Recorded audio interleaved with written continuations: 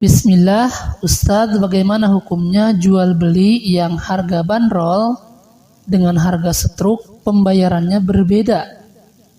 Karena ada di sebagian Alfamart atau Indomart seperti itu.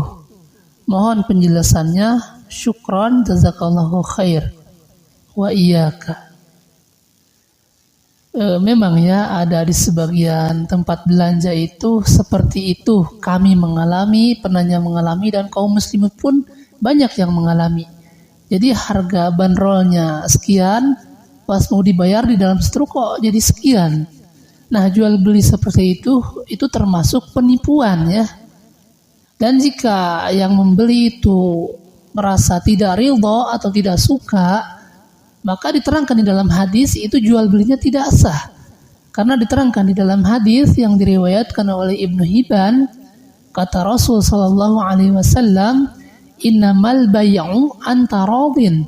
Sesungguhnya sahnya jual beli itu hanya jika suka sama suka atau ridho sama ridho. Nah, jika melakukan jual beli demikian, dibanderol harganya misalnya 13.000, setelah membayar di setruk kok ada 18.000. Kami rasa itu orang tidak akan ridho, tidak akan suka jual beli seperti itu ya. Bayangkan itu kalau satu jenis. Kalau satu jenis misalnya selisih 4.000. Bayangkan kalau 20 jenis.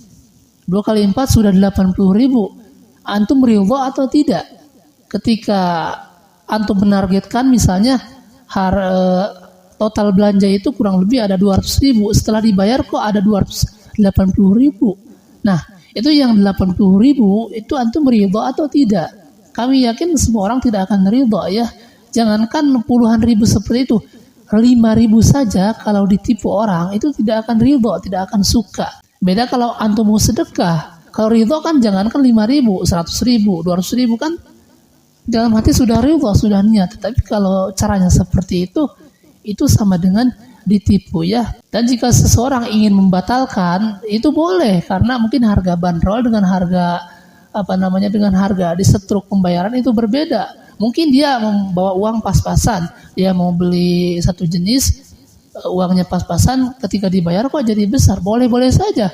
Bahkan kalau antum punya uang banyak pun ingin membatalkan jual beli boleh ya, karena tidak sesuai ya. Dan kami pun mengalami ya jual beli seperti itu, yakni harga bandrol dengan harga setruk pembayaran berbeda. Jadi waktu itu pas malam jam 8, toko-toko sudah pada tutup. Nah, istri kami mampir ke Alfamart atau Indomart, lupa ya, mau membeli payung karena waktu itu musim hujan ya. Nah, di bandrol itu harganya cuma 28.000, tapi pas dibayar harganya jadi 58 atau berapa ya. Itu kan berbeda. Tetapi yang belanja bukan kami, itu istri kami. Mau tidak mau harus dibayar karena butuh, dan toko yang lain pun sudah pada tutup. Nah, jadi jual beli seperti itu ada bentuk penipuan ya. Jadi kita itu ingin berbelanja karena melihat bandrol. Oh, ini harganya segini, harganya segini. Ketika dibayar kok jadi berbeda ya. Dan kita tidak tahu kenapa terjadi seperti itu. Apakah sistemnya yang salah, atau pegawainya yang salah, atau mungkin harga baru dengan harga yang lama berbeda. Kita tidak tahu. Jadi sebenarnya harus ada yang menyelidiki masalah seperti ini. Karena ini terus berlanjut dan banyak orang yang mengadu, baik itu di medsos segala macam. Pas belanja dia bayar, tapi pas pulang ke rumah mungkin hatinya tidak ridho kan, dia menggerutu, akhirnya bikin status juga. Itu banyak seperti itu. Nah, kemudian solusinya ini khususnya buat penanya dan umumnya buat kaum muslimin. Jadi ketika kita ingin berbelanja, usahakan itu kita berbelanja ke warung tetangga kita. Apalagi kalau yang jualannya itu mungkin orang tua kita, adik kita, kakak kita, mertua kita, menantu kita, tetangga kita. Kita upayakan berbelanja itu ke warung tetangga kita ya. Tidak apa-apa selisih cuma 500 rupiah, 1.000 rupiah ya. Bahkan kami sering ketika jalan naik motor itu bensin hampir habis, itu kami tidak mau beli di jalan. Meskipun beli di jalan di siapapun boleh-boleh saja.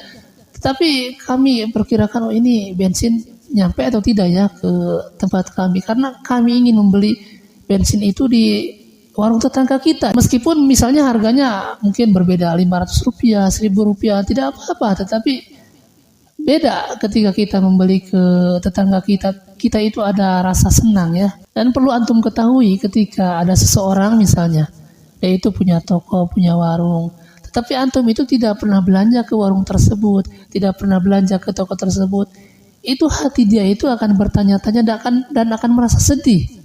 Mungkin orang yang biasa berdagang ini akan merasakan ya, ketika punya tetangga kok dia tidak pernah beli ya ke tempat saya, padahal harganya mungkin sama saja dengan orang lain.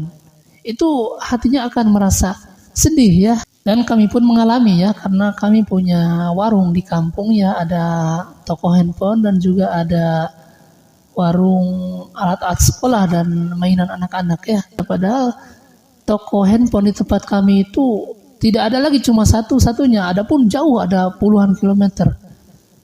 Itu banyak orang yang tidak mau berbelanja di tempat kita, kadang bela-belain ke tempat yang jauh ya, naik motor, kadang naik ojek.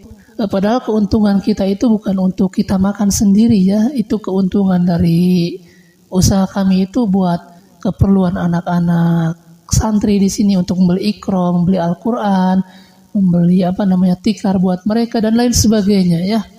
Yang anehnya lagi, mereka yang membeli handphone ke tempat-tempat yang jauh itu adalah orang tua yang anak-anaknya belajar di sini juga ya. Bahkan ada sebagian orang tua, dan kami mendengar sendiri, kalau mau beli mainan, udah jangan di sini katanya. Beli nanti mama belikan di Lazada katanya. Nah, oleh sebab itu kami ingatkan buat kawan-kawan ketika berbelanja, ya sudahlah kita belanja ke tetangga kita dulu ya. Kecuali kalau di tetangga kita tidak ada, maka ya bolehlah kita berbelanja ke Alfamart atau Indomaret, dan tidak ada larangan kita berbelanja di Alfamart, di Indomaret, bahkan dengan orang-orang yang beragama di luar Islam pun boleh bertransaksi. Tapi diutamakan ketika kita berbelanja, membeli apapun itu ke tetangga kita dahulu ya. Nah, mungkin seperti itu ya.